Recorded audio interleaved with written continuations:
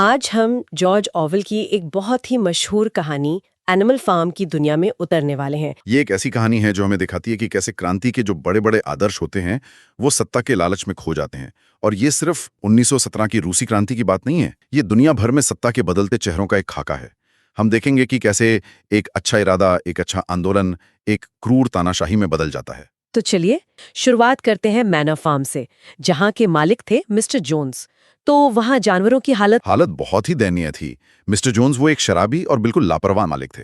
जानवरों के लिए जिंदगी का एक ही मतलब था, पैदा होना, जब तक शरीर में जान है तब तक हाड़ तोड़ मेहनत करना, और उसके बदले में बस जिंदा रहने लायक खाना मिलना, और जब काम के ना रहो तो आपको काट दिया जाएगा। कोई उम्मीद नहीं, कोई सम्मान नहीं, कुछ भी नहीं।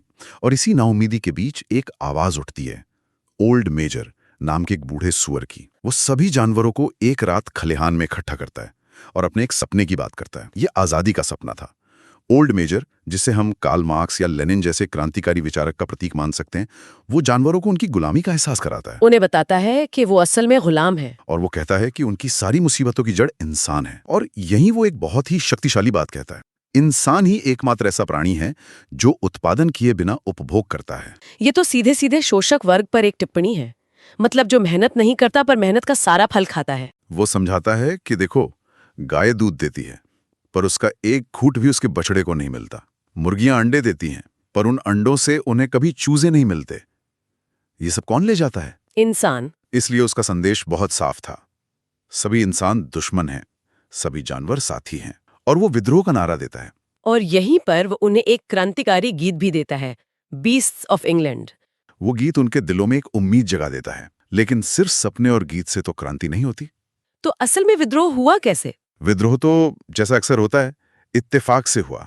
ओल्ड मेजर की मौत के कुछ समय बाद मिस्टर जोन्स एक दिन इतना ज्यादा पी लेते हैं कि वो जानवरों को चारा डालना ही भूल जाते हैं। तो भूख से बेहाल जानवर दरवाजे तोड़कर खाने के गोदाम में घुस जाते हैं। और जब जोन्स और उसके आदमी उन्हें कोड़ों से मारने की कोशिश करते हैं तो बस सालों का दबा हुआ गुस्सा एक साथ फूट पड़ता है और वो हमला कर देते हैं।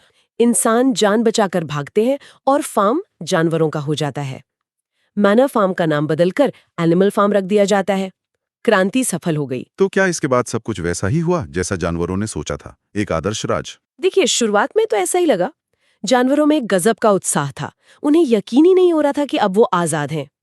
लेकिन अब सवाल था कि इस नई व्यवस्था को चलाएगा कौन, और यहीं से सत्ता का खेल शुरू होता है। नेतृत्व सूअरों के हाथ में आता है क्योंकि उन्हें सबसे बुद्धिमान माना जाता था। और इन सूरों में दो चेहरे सबसे अहम थे, एक नेपोलियन और दूसरा स्नोबॉल। ये सिर्फ दो सूअर तो नहीं थे, इनके पीछे भी गहरा प्रतीक है। बिल्कुल, ये दोनों हमें सीधे सीधे रूसी क्रांति के दो बड़े नेताओं की याद दिलाते हैं। नेपोलियन, जो जोसेफ स्टालिन का प्रतीक है, कम बोलने वाला, चालाक, क्रूर और सत्ता का भूखा। और स्नोबॉल? स्नोबॉल था लियोन ट्रॉट्स्की का प्रतीक, एक आदर्शवादी, बुद्धिजीवी, जोशीला और बहुत अच्छा वक्ता। इन दोनों की लड़ाई ही एनिमल फार्म का भविष्य तय करने वाली थी। और एक तीसरा सूअर भी था, स्क्वीलर। वो इस नई व्यवस्था का प्रोपेगेंडा मिनिस्टर था, एक ऐसा जबरदस्त वक्ता जो किसी भी झूठ को सच बनाकर पेश कर सकता था। उसका काम था नेपोलियन के हर फैसले को सही ठहराना। मतलब जनता की सोच को कंट्रोल करना। हाँ, तो इन तीनों ने मिलकर ओल्ड मेजर की शिक्षाओं को एनिमलिज्म का सिद्धांत बनाया और उसे 7 आज्ञाओं के रूप में खलिहान की दीवार पर लिख दिया। जैसे कोई जानवर दूसरे जानवर को नहीं मारेगा, और सबसे जरूरी, सभी जानवर बराबर हैं। तो ये एक तरह से उनका संविधान था। शुरुआती दिन तो अच्छे बीते, फसल भी जबरदस्त हुई, लेकिन नेपोलियन और स्नोबॉल के बीच टकराव तो होना ही था। टकराव की शुरुआत तो लगभग तुरंत हो गई थी। सबसे बड़ा मुद्दा बना विंड मिल यानी पवन चक्की की योजना। स्नोबॉल की योजना थी कि एक विंड मिल बनाई जाए जिससे बिजली पैदा होगी और जानवरों की जिंदगी आसान हो जाएगी। उन्हें हफ्ते में सिर्फ 3 दिन काम करना पड़ेगा। ये एक तरह से टेक्नोलॉजी और प्रगति का प्रतीक था। ये आइडिया तो बहुत अच्छा लगता है। तो नेपोलियन ने इसका विरोध क्यों किया? नेपोलियन ने विरोध इसलिए किया क्योंकि ये आइडिया उसका नहीं था, ये सत्ता की लड़ाई थी। उसने तर्क दिया कि अभी पहली जरूरत पेट भरने की है, खाना उगाने की। मतलब उसने प्रैक्टिकल होने का नाटक किया। बिल्कुल। उसने कहा कि अगर विंडमिल बनाने में वक्त बर्बाद किया तो सब भूखे मर जाएंगे। और इसी सत्ता संघर्ष के बीच भ्रष्टाचार का पहला संकेत भी मिलता है। ये बहुत अहम मोड़ था। जब गायों का दूध निकाला गया तो वो रहस्यमयी तरीके से गायब हो गया। बाद में पता चला कि वो सारा दूध और सारे सेब सिर्फ सूअरों के खाने में मिलाए जा रहे हैं। और जब जानवरों ने सवाल उठाया तो स्क्वीलर सामने आया और उसने डर का इस्तेमाल किया। उसने कहा, साथियों, हम ये दूध और सेब स्वार्थ के लिए नहीं ले रहे हैं, हम दिमागी काम करते हैं। अगर हमारी सेहत खराब हो गई तो जानते हो क्या होगा? जोन्स वापस आ जाएगा। और जोन्स के वापस आने का डर इतना बड़ा था कि सब चुप हो गए। ये पहली बार था जब सत्ता ने अपने विशेषाधिकार को सही ठहराने के लिए डर का इस्तेमाल किया। तो अब बहस विचारों की नहीं रही, बल्कि सत्ता पर कब्जे की हो गई थी। और इसका अंत हुआ विंडमिल पर होने वाली वोटिंग के दिन। उस दिन एनिमल फार्म में लोकतंत्र की हत्या हुई। स्नोबॉल ने विंडमिल के पक्ष में एक शानदार भाषण दिया और लग रहा था कि सारे जानवर उसी को रोक देंगे। तभी नेपोलियन एक तीखी आवाज निकालता है और उसी पल खलियान में 9 खूंखार कुत्ते घुस आते हैं। 9 खूंखार कुत्ते? ये कहां से आ गए अचानक? ये वही पिल्ले थे जिन्हें नेपोलियन ने पैदा होते ही उनकी मां से छीन लिया था और गुप्त रूप से पाला था।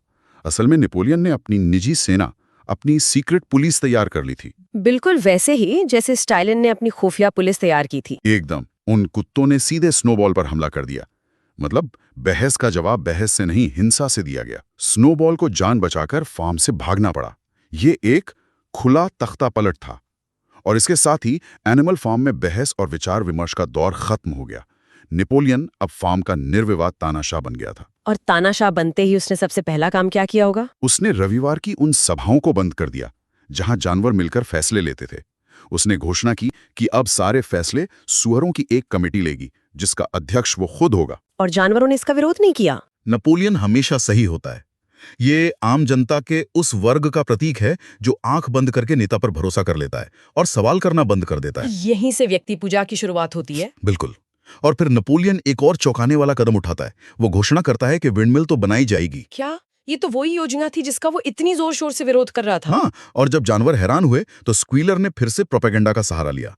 उसने समझाया कि विंडमिल की योजना तो असल में शुरू से ही नेपोलियन की थी।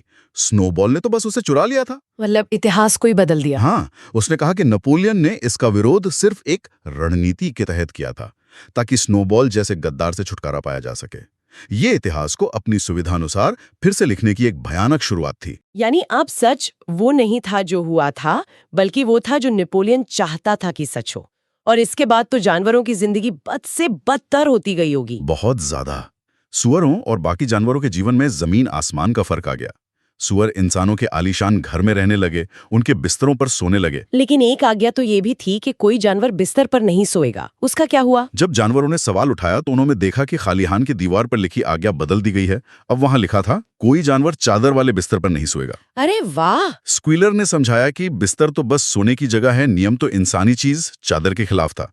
इस तरह भाषा के साथ खिलवाड़ करके हर नियम को तोड़ा मरोड़ा गया। और स्नोबॉल का क्या हुआ, जो फार्म से भाग गया था? स्नोबॉल को विलेन बना दिया गया। फार्म में कुछ भी गलत होता उसका इल्जाम स्नोबॉल पर डाल दिया जाता।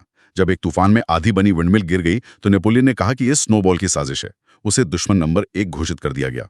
एक बाहरी दुश्मन बना दिया ताकि अपनी नाकामियों को छुपा सके। बिल्कुल। और फिर चीजें और भी खौफनाक हो जाती हैं। वो सामूहिक हत्याओं वाला दृश्य आता है। एक दिन नेपोलियन सभी जानवरों को इकट्ठा करता है और कुछ सुअरों और मुर्गियों से जबरदस्त कबूल करवाता है कि वो स्नोबॉल के एजेंट थे। और जैसे ही वो अपना जुर्म कबूल करते हैं, नेपोलियन के कुत्ते उन सभी को सबके सामने बेरहमी से मार डालते हैं। ये तो स्टालिन के ग्रेट पर्ज का सीधा चित्रण है, जहां लाखों लोगों को देश का दुश्मन बताकर मार दिया गया था। और छठी आज्ञा थी, कोई जानवर दूसरे जानवर को नहीं मारेगा। तो उस आज्ञा का क्या हुआ? जानवर जब कांपते हुए उस आज्ञा को देखने गए तो पाया कि वो भी बदल चुकी थी। अब वहां लिखा था, कोई जानवर दूसरे जानवर को नहीं मारेगा बिना किसी कारण के। और कारण क्या है ये तय करने का हक सिर्फ नेपोलियन के पास था। डर अब जानवरों के दिलों में पूरी तरह बैठ चुका था। इन सब में सबसे दुखद कहानी शायद बॉक्सर की है। बॉक्सर का अंत इस पूरी व्यवस्था के खोखलेपन को दिखाता है। वो बेचारा विंडमिल बनाने में अपनी पूरी जान लगा देता है। एक दिन काम करते करते वो गिर पड़ता है। नेपोलियन बड़ी हमदर्दी दिखाते हुए उसे अस्पताल भेजने का वादा करता है। लेकिन जब उसे ले जाने के लिए गाड़ी आती है तो बेंजामिन, जो बूढ़ा और समझदार गधा था, वो गाड़ी पर लिखे अक्षर पढ़ लेता है। क्या लिखा था उस पर? उस पर लिखा था, घोड़ा काटने वाला और गोंद बनाने वाला। बॉक्सर जिसने मैं और मेहनत करूंगा और नेपोलियन हमेशा सही होता है कि नारों पर अपनी पूरी जिंदगी कुर्बान कर दी, उसी व्यवस्था ने उसे अंत में कुछ पैसों के लिए कसाई के हाथों बेच दिया। ये दिखाता है कि तानाशाही में वफादारी का कोई नाम नहीं मिलता, सिर्फ शोषण होता है। और बाद में स्क्वीलर ने आंसू बहाते हुए बताया कि बॉक्सर की मृत्यु अस्पताल में हुई और उसके आखिरी शब्द थे, नेपोलियन हमेशा सही होता है। और उन पैसों से सूरों ने विस्की खरीदी और उस रात जश्न मनाया। तो कई साल बीत जाते हैं, क्रांति की यादें धुंधली हो चुकी हैं। अब फार्म कैसा दिखता है? फार्म अब पहले से ज्यादा समृद्ध है, लेकिन ये समृद्धि सिर्फ सुअरों और कुत्तों के लिए है। बाकी जानवर अब भी भूखे और शोषित हैं। और फिर एक शाम वो अविश्वसनीय दृश्य घटता है। जानवर देखते हैं कि सुअर अपने पिछले 2 पैरों पर चल रहे हैं और नेपोलियन के हाथ में एक चाबुक है। यानी वो पूरी तरह इंसान बन चुके थे। हाँ, और इस बदलाव को सही ठहराने के लिए भेड़ों को हफ्तों से एक नया नारा सिखाया जा रहा था। वो चिल्लाने लगती हैं, 4 पैर अच्छे, 2 पैर बेहतर। ये तो पहले वाले नारे का बिल्कुल उल्टा है। बिल्कुल। और जब जानवर खलिहान की दीवार को देखते हैं तो वहां 7 आज्ञाओं की जगह सिर्फ एक ही आज्ञा लिखी होती है। क्या? All animals are equal, but some animals are more equal than others. सभी जानवर बराबर हैं, लेकिन कुछ जानवर दूसरों से ज्यादा बराबर हैं। ये तो पूरी क्रांति का मजाक उड़ाने जैसा है। जिस बराबरी के सिद्धांत पर सब कुछ शुरू हुआ था उसे ही उलट दिया गया। ये उस क्रांति की अंतिम मृत्यु थी। और कहानी का अंत एक ऐसे दृश्य से होता है जहां सुअर और पड़ोसी फार्म के इंसान एक साथ बैठकर शराब पी रहे हैं और ताश खेल रहे हैं। वो इस बात पर एक दूसरे को बधाई दे रहे हैं कि कैसे दोनों ही अपने निचले तबके से, मतलब जानवरों और मजदूरों से, कम खाना देकर ज्यादा काम करवाते हैं। और फिर नेपोलियन ये भी घोषणा करता है कि एनिमल फार्म का नाम बदलकर वापस मैनर फार्म कर दिया गया है। सही कहा। यानी जिस पहचान को क्रांति ने जन्म दिया था उसे भी मिटा दिया गया। और जब बाहर खिड़की से झांका है जानवर अंदर देखते हैं तो किसी बात पर सुअरों और इंसानों में बहस छिड़ जाती है। उस शोरगुल में जानवर जब एक चेहरे से दूसरे चेहरे पर नजर दौड़ाते हैं तो वो ये फर्क नहीं कर पाते कि कौन सा चेहरा इंसान का है और कौन सा सुअर का। जिन अत्याचारियों को हटाने के लिए विद्रोह हुआ था, नए शासक हूबहू वैसे ही बन चुके थे। तो एनिमल फार्म सिर्फ एक कहानी नहीं है, ये दिखाती है कि कैसे ऊंचे आदर्शों के साथ शुरू हुई कोई भी क्रांति भ्रष्टाचार, लालच और प्रोपेगेंडा का शिकार हो सकती है। और ये कहानी हमें एक बहुत ही बेचैन करने वाला सवाल पूछने पर मजबूर करती है। क्या व्यवस्था बदलने से सच में कुछ बदलता है, या सिर्फ शासकों के चेहरे बदल जाते हैं जबकि आम जनता की हालत वैसी ही रहती है? जॉर्ज ऑरवेल ने ये सवाल दशकों पहले उठाया था, जो आज भी हर समाज के लिए एक चेतावनी है। और शायद सोचने के लिए एक बात यह है कि हमारे अपने समाज, राजनीति या दफ्तरों में सत्ता के ये छोटे छोटे एनिमल फार्म्स कहाँ और कैसे पनप रहे हैं, जहां कुछ लोग दूसरों से ज्यादा बराबर हो जाते हैं।